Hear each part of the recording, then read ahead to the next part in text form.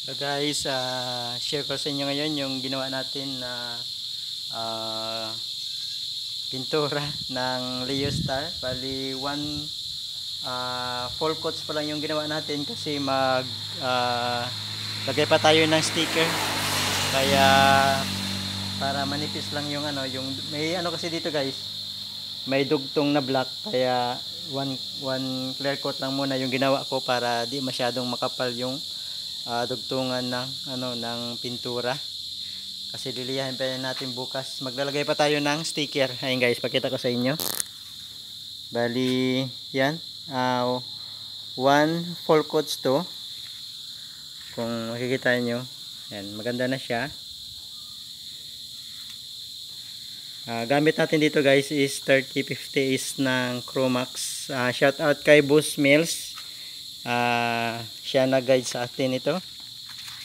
Makita nyo guys, maganda to pag sa nainitan. Kita mo yung niya, yung pearl. Ayan. Ayan o. May makita mo yung niya, yung pearl.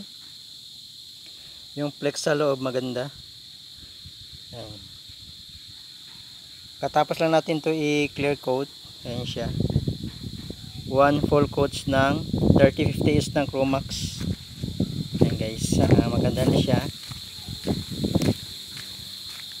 Bali bukas lilihain natin to lahat, tapos kabit natin yung sticker nya.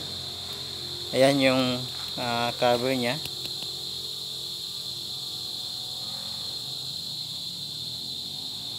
Ayan, one full coats lang yan guys. Makita nyo, maganda talaga pag quality yung pintura na gamit natin.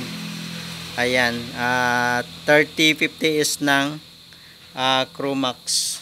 Ayan guys, maganda siya. Ayan,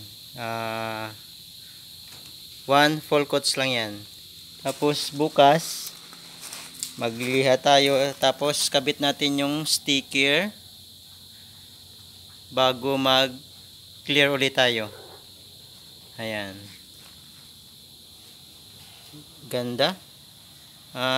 Na-inlove ako sa sa outcome ng clear coat. Ayan guys, maganda talaga.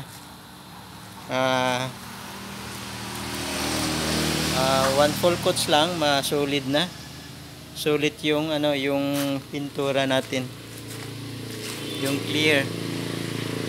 Ayan guys. Wala na siya haspy kahit isang full coats lang. Ayan.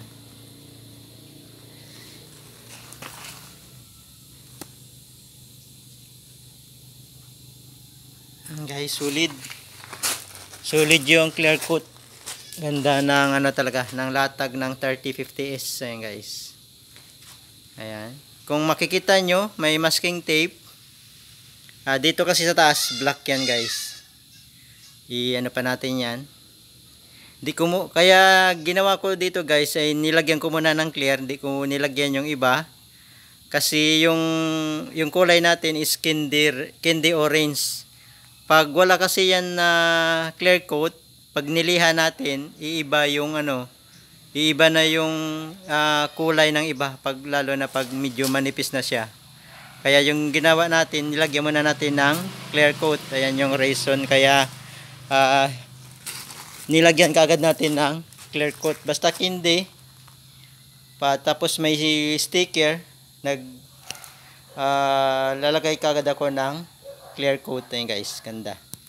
Salamat. God bless.